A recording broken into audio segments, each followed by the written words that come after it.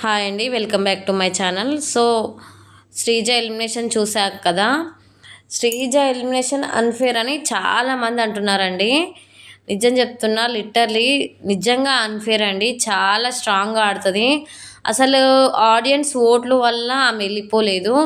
Just ఒక game, wild cards వచ్చిన వాళ్ళందరూ మీరు ఎవరికి సపోర్ట్ చేస్తారు, ఎవరు స్ట్రాంగ్ ఎవరు వీక్ అని అడిగే వరకల్లా వాళ్ళు ఒక్కొక్క బెలూన్ కట్ చేసి వాళ్ళ పాయింట్స్ చెప్పారనమాట. ఆ చిట్టి పికిల్స్ ఆమె అయితే మరీ ఘోరం. ఆ దువ్వల మాధురి, చిట్టి పికిల్స్ వీళ్ళందరూ రీజన్ లేకుండా శ్రీజని ఎలిమినేట్ చేశారనమాట. నాకైతే చాలా బాధ అనిపించింది. అసలు సుమన్ శెట్టి గారు ఏం ఆడుతున్నారు, అసలు ఏ దానికి సరిగ్గా వాదించడు, ఏ దానికి సరిగ్గా గేమ్ ఒక్కటే ఆడతాడు అంతే. అందరితో మాట్లాడాడు, అందరితో కలవడు, యాక్టివ్గా ఉండడు. ఫస్ట్ ఆఫ్ ఆల్ ఒక్క దగ్గరనే కూర్చుండిపోతారు. ఆయన దగ్గరికి అందరు వెళ్ళి మాట్లాడాలి. అలాంటి వ్యక్తితోనే ఆయన స్ట్రాంగ్ అంటది. శ్రీజ కంటే అస్సలు స్ట్రాంగ్ కదా ఆయన.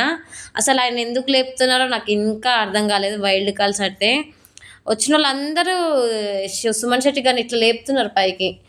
శ్రీజనేమో నాకు ఒకటైతే ఒకటి అనిపించిందండి. ఎందుకంటే స్ట్రాంగ్ ప్లేయర్ బిగ్ బాస్లో ఉంటే మేము ఆడలేము అని చెప్పి వైల్డ్ కార్డ్స్ అందరు కలిసి ఆమెను ఎలిమినేట్ చేసినట్టు అనిపించింది నాకు అదే అనిపించింది. సో అందువల్ల వెళ్ళిపోయింది. నాకు తెలిసి ఆమె ఏమంటారు, తన జర్నీ మొత్తం చూపించలేదు శ్రీజది. నాకు రీఎంట్రీ ఉంటుందేమో అని అనిపిస్తుంది నాకు పర్సనల్గా. శ్రీజ రీఎంట్రీ ఖచ్చితంగా ఉంటుంది అనిపిస్తుంది. ఎందుకంటే ఒక హింట్ ఇచ్చారు నాగార్జున, సడన్గా డిజైన్ వల్ల వెళ్ళిపోయినావు, అన్ఎక్స్పెక్టెడ్ అనమాట. నీ జర్నీకి ఇట్లా మేము చేయలేదన్నమాట అని చెప్పి పంపిస్తారనమాట. మరి ఎంత వెళ్ళిపోయినా కానీ జర్నీ అయితే ఖచ్చితంగా చూపిస్తారు. బట్ మళ్ళీ ఈ రీఎంట్రీ ఉంది కాబట్టే జర్నీ చూపించలేదు అనిపించింది. మరి ఆ జర్నీ చూపిస్తారు ప్రతి ఒక్కరికి.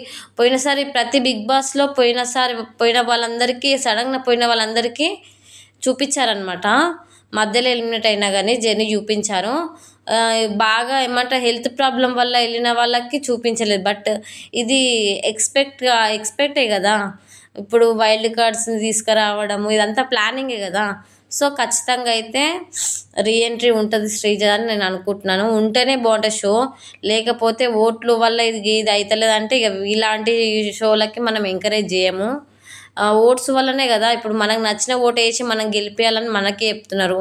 అలాంటప్పుడు మనం మన ఓట్స్ని కన్సిడర్ చేయాలి కదా.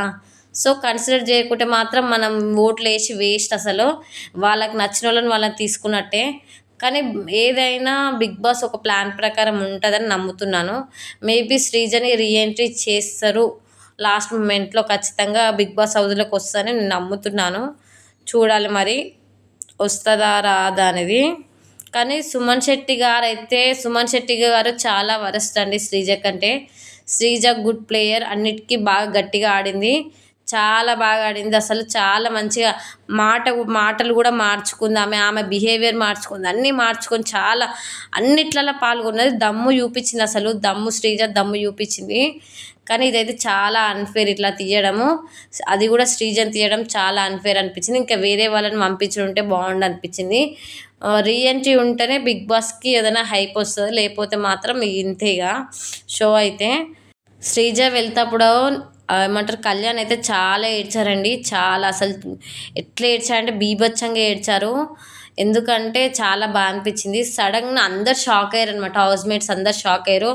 అసలు ఎట్లా జరుగుతుంది ఈ ప్రాసెస్ ఏంది. అసలు సుమన్ శెట్టి వెళ్ళిపోయినట్టు ఇప్పటివరకు అసలు గేమ్ ఏం ఆడుతుండ ఆయన. ప్రియకంటే గ్రేట్గా ఆడుతుండా. ఆయన ఏం ఆడుతుండో ఆయనకే అర్థం కాదు అసలు గేమ్. అట్లాంటిది సుమన్ శెట్టిని కానీ కాకుండా శ్రీజని పంపించడం నాకు అన్ఫేర్ అనిపించింది.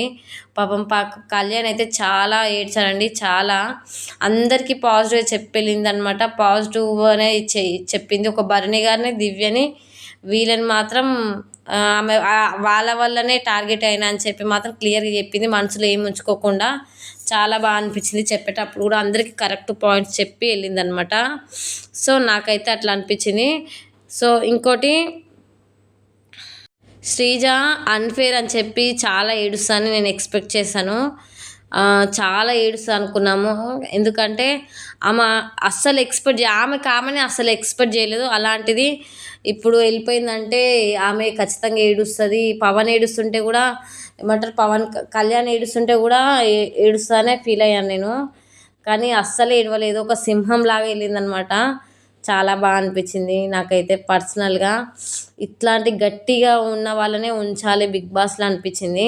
సో శ్రీజ అగ్ని పరీక్ష అప్పటి నుంచి శ్రీజ గట్టిగానే ఆడుతుంది. ఎవ్వరు ఏమన్నా పట్టించుకోలేదు, ఎవ్వరు ఏం తిట్టినా పట్టించుకోలేదు. సో ఓట్ల వల్ల చూసుకుంటే మాత్రం సుమన్ శెట్టి గారు వెళ్ళిపోవు ఇప్పటివరకల్లా. కాకపోతే ఓట్ల వల్ల కాదు కాబట్టి ఆమె కూడా అండర్స్టాండ్ చేసుకొని అర్థం చేసుకొని ఆమె నాసరికి ఏమంటే గట్టిగా చెప్పిందనమాట. నేను ప్రేక్షకుల వల్ల వెళ్ళిపోలేదు, ఏదో ఆ వైల్డ్ కార్డ్స్కి నేను ఎక్కడ పోటీ అవుతానని చెప్పి వాళ్ళు తీసేసారు, అంతేగాని నేను ఓటేసిన వాళ్ళందరూ కలిసి నన్ను తీసేయలేదు. నా ఓటు తక్కువ పడి ఉంటే నేను నచ్చక వెళ్ళిపోయినా ఒక ఫీలింగ్తోనే వెళ్ళిపోదును. కానీ నన్ను ఎలిమినేట్ చేసిన నా ప్రేక్షకులు కాదు కదా, ఓటర్స్ కాదు కదా. సో నాకేం బాధ లేదు సార్ అని చెప్పింది గట్టిగా. సో నాకైతే బాగా అనిపించింది. ఇంకోటి ఇంకా అందరికీ ఒక్కొక్క మంచి పాయింట్స్ చెప్పిందనమాట. చాలా బాగా అనిపించింది. రీతును కూడా మెచ్చుకుంది. అంటే రీతు కూడా గుడ్ అని చెప్పి అన్నది. రీతు చెప్పాలంటే రీతు కూడా అంత వెనకాల మాట్లాడింది శ్రీజ గురించి చెప్పాలంటే. ఇంకోటి భరణి గారికి అయితే కరెక్ట్ ట్యాగ్ ఇచ్చిందనమాట, ఫేక్ అని చెప్పి. సూపర్ అనిపించింది, ఎందుకంటే ఆయన ఫేక్గానే ఉన్నాడు. అందరి మీద రెస్పెక్ట్ ఉంటుంది. అసలు డేంజర్ జోన్లోకి రావడానికి కారణమే భరణి గారు.